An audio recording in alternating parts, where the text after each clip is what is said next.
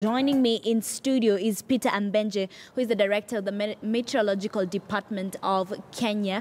We'll also be having Dr. Muli Maundu, an environmental governance expert, who will be joining us from our Nakuru studio. So I'll start with you, Peter. Many thanks for joining us, first of all. Thank you, Ashley. We have been seeing rains from all over the country for the past few weeks. When is this expected to go? When are we expecting this to end, or will this continue for a while? Well, to start off, maybe to inform Kenyans that this is our long rain season. Okay. It normally starts in March and ends in May over most parts of the country. Although there are areas of the country that normally the rainfall continues into June, July, August. If you go to places like Trans Nzoia, Uasin Gishu, even Kakamega, they have another major rainfall season in June, July, August. Again, I think the rainfall does not end just all of a sudden in all parts of the country. It depends on where you are. And normally when we develop our forecast, we normally indicate exactly where the rainfall will end when. Yeah. So as we get into May, we'll be indicating exactly when the rainfall will be ending where. But for now, we are still in the main rainfall season. Normally over most parts of the country, April is normally the peak rainfall month. If you go to other coastal areas, then May is normally the peak rainfall month. So as we go along, we shall keep preparing advisories on where you expect heavy rainfall amounts in the next 7 days or so for people to prepare.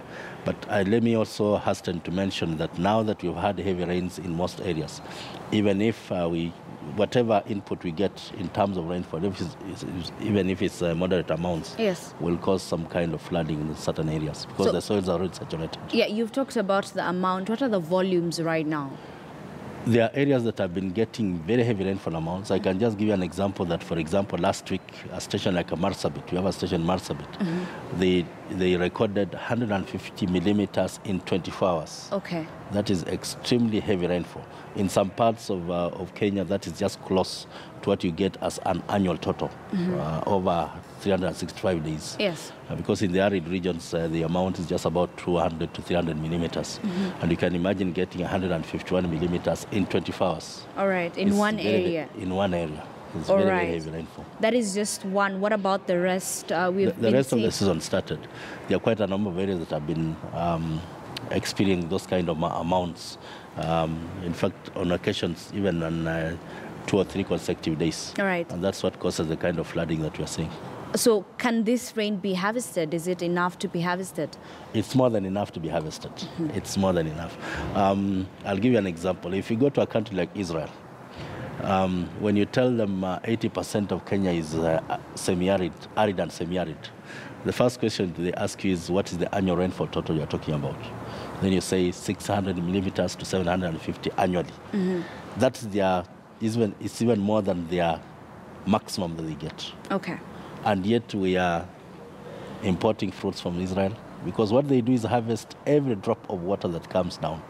In terms of putting that into dams, in terms of individuals just harvesting water for their own use. And like you indicated at the beginning that after this rainfall season, we can get into a cycle of a dry period. Yes. So why don't we harvest for the purpose of using it during the dry period? All right. So I just want to get it clear. In Kenya, we harvest around 600 milliliters to 650 in a year. No, that's not true. What I'm saying is that the areas we classify as being arid and semi-arid get about 600 millimeters in 1 year. All right. As a total. All right. Those are the areas we classify as arid and semi-arid. And yet this is more than what the maximum in Israel. Okay. You're getting it. And this is when I want to bring in Dr. Muli Maundu, who is an environmental governance expert, joining us from our Nakuru studio. Good morning and many thanks for joining us here on KTN News Center. Of course, with me in studio is Peter Ambenje, the director of Meteorological Department. We seem to be having an issue there, so we'll be getting back there. So, of course, you've talked about harvesting, and Kenyans should have that culture of harvesting, because most of the time when it rains, and we are happy, but afterwards there is the dry season and people start complaining again. So what are some of the ways we can harvest? I think at the individual level, if you have an iron-roofed house, for example, you can harvest that water. Yeah. And I can tell you that if you're in the rural areas, that's the cleanest water you can ever get because it's not polluted. Even in towns and so on and so forth, since we have had continuous rainfall for quite a number of days, the atmosphere is already cleaned. Therefore, that water is quite clean. So on your own, from your own roof, you can harvest water that you can use domestically. When there's no rainfall, you can use it for, watering your small shamba, if you have some vegetables and so on and so forth. So that is at the individual level. In places like the northeastern areas, where we have livestock farming, for example, if we put proper dams in place, this is the time that they can get filled up. During a dry period, the livestock will use that water for, it's water that can be used for livestock and even for domestic purposes. Right. So it's a matter of, I know that there are dams that have been put up in quite a number of places, and this is a time that they fill up for use at the domestic level and even for agricultural purposes. Okay. We want to cross over to Kakamega, where Willie Lusige is on standby to just give us some of the reactions the residents have to say on water harvesting. Willie, good morning. What are the residents of Kakamega saying? Are they harvesting water? Ashley, good morning. To actually Western region, as the expert in the studio had already noted, is one of the zones that we receive especially high amount of rainfall during this long rain season. And what I just want to do is just to sample a few of the comments from the locals here, if they're harvesting water, and maybe also to get a clear picture of, from some of the workers here at Lake Victoria North Water Board, if they are planning to conserve water and if they have put in place any measure to make sure that they harvest a lot of water, especially from the rains that are still going on now. Maybe let me start with a close friend of mine here. Unaweza ukatuambia jina na labda kwako wewe, wakati ambapo mvua inanyesha sasa hivi ni nyingi, unavuna yale maji ya mvua? Kwa majina naitwa Edwin Mambeza. Maji ya mvua kuiweka wakati unataka kuiweka inatakana usafishe mtungi yako. Na saizi wakati ambapo mvua inanyesha, labda wewe umefikiria vile unaweza tumia haya maji ya mvua uyaweke alafu utatumia wakati mwingine? Haitakikani uiweke ikae kwa muda, unaiweka inatumika kwa kiango haraka. Yeah. Na labda umenunua kitu kama tangi hivi? Kama ni tangi, so hiyo tangi inatakikana uhakikishe ikuwe safi, alafu unatumia kitu kama autocat. Yeah. Na saizi kwa sababu mvua ni mingi na inaendelea kunyesha, labda umefikiria vile unaweza ukavuna haya maji ya mvua uweke, umenunua labda tangi, kwa sababu uweke hayo maji saizi utatumia baadaye? Sasa hiyo maji utaiweka, lakini haitakikani ikae sana kwa ile tangi. Ikikaa sana kwa ile tangi unakuta huku chini imechafuka. Tunaweza tumia aje haya maji ambayo tuko nayo ya mvua sasa hivi kutufaidisha? Maji ya mvua, wakati umeunda stock yako, utajua hii stock itanifikisha kwa wakati fulani. Yeah. Kwa hivyo wewe tayari saizi ushaanza kuhakikisha kwamba unaweka haya maji? Kwa saizi mimi nimeanza kujipanga kuweka stock yangu. Hiyo stock yako unaiweka vipi? Stock yangu nakuwa na kitu kama bibu ya 20 liters, nioshe ingare. Nikishaiosha ikingara, nachukua hiyo maji wakati nimeteka, pale penye nimetekea, hiyo kitu ni safi. Na hiyo mitungi ni safi. Hiyo mitungi ya 20 liters itakaa muda mrefu kweli? Hujafikiria labda kununua tangi kubwa, ama labda ni pesa hauna? So kuna tangi alafu kuna hizo 20 liters. Hizo 20 liters zitakusaidia kwa wakati mwingine, wakati unaingia ukitoka chopu unatumia hiyo. Na hiyo ya drum inakaa parking. Asante sana. Let's sample another comment from a gentleman here. Unaweza ukatuambia jina lako na labda pale nyumbani kuna njia zozote ambazo umeweka za kuvuna maji hasa wakati huu ambapo mvua ni nyingi? Kwa jina yangu ni Alex Sambesa na ninafanya kazi na board hii ya Lake Victoria North Water Service Board. Mimi ni mfanyikazi wa hii board, na vile vile hii board yetu imetuhimiza bali na kukua na maji ya mfereji, hii mvua ambayo inanyesha tuitumie vizuri, tukue na matangi.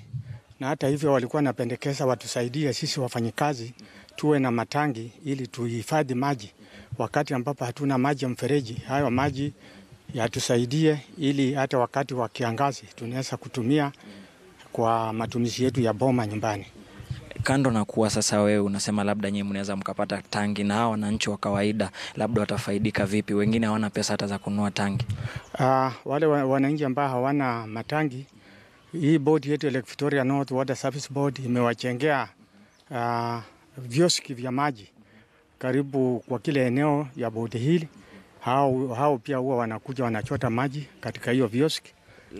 Lakini kando na hayo maji ya vioski, wale wako nyumbani, kwa sababu mvua ni nyingi sasa hivi, labda wanafanya nini ili waweze kuweka maji? Labda mnawafunza njia za kuweza kuhifadhi maji? Wale ambao hawana vioski wanafunzwa kuchukua maji kwa katasi ya nyumba ili hao maji wasaidie, isiwe tu ikienda bure wakati mvua inanyesha. Asante sana. Labda niongee na madamu hapa. Jukumu lako limekuwa ni kubwa sana, kwamba wewe ndio unashughulikia kuhakikisha kwamba wenyeji wanaweza kuweka maji yao hasa wakati huwa mvua nyingi. Labda ni changamoto gani unapitia? Wengine wameshauriwa wasitumie maji ya mvua kwa sababu mabati yana rangi. Mnafanya kitu gani? Kwa majina naitwa Nelly Mkoko na ni msimamizi wa kitengo kinaitwa Community Development. Changamoto kubwa, our main issue in rainwater harvesting, especially in the communities, one, they've not been fully sensitized on why they need to harvest this water. But secondly, again, most of the houses in the rural setting are painted manually, and there's a health risk, especially when they harvest water from such roofing, because we all know that paint has zinc and lead has serious health issues.